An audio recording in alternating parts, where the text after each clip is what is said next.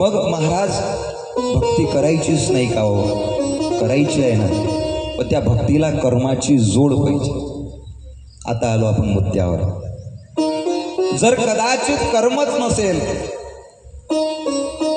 निवड भक्तीच चालू आहे, काही जमन काय?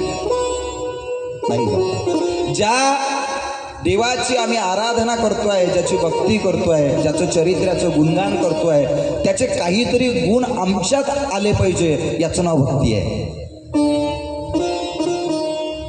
नाहीतर पहा आता गंमत कशी असते. स्वये मनवी राम भक्त, काय म्हणतो स्वतःला? राम भक्त. स्वये मनवी राम भक्त, नाही एक पत्नी व्रत. नित्य पूजितो हनुमंत. कशाची भक्ती करतोय? या हनुमंताची.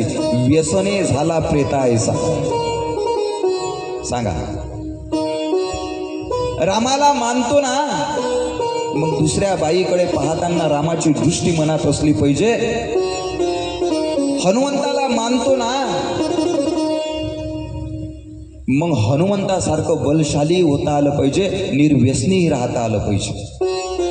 ही आहे कर्माची जोड. आम्ही देवाला मानतो, धर्माला मानतो, पण तसं वागत नाही, म्हणून गफलत आहे.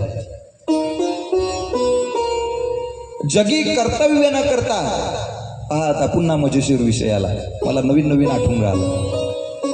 जगी कर्तव्य न करता संत लाभ न देती आईता.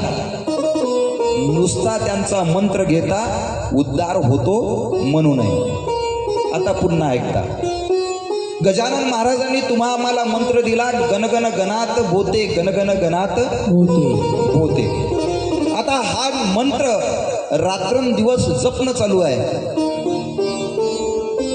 पण ज्या गजानन महाराजांनी उष्ट्या पतळीवरचं अन्न सुद्धा वेचून खाल्लं, अन्न हे परब्रह्म हे ज्यांनी मानलं, हे तत्व ज्यांनी अंगीकारलं, आम्ही त्यांचा मंत्र घेतोय, परंतु प्लेटच्या प्लेट जर आमच्या ताटात उष्ट अन्न घेऊन आम्ही फेकत असू, तर आम्ही गजानन महाराजला मानतो की नाही मानत? प्रश्न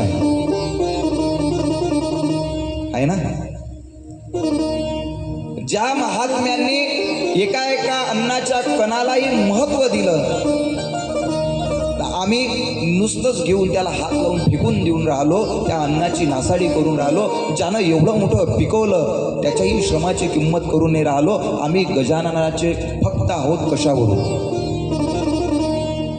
कारण त्या महात्म्याचा तो गुण, तो सद्गुण आमच्या अंगी आला नाही.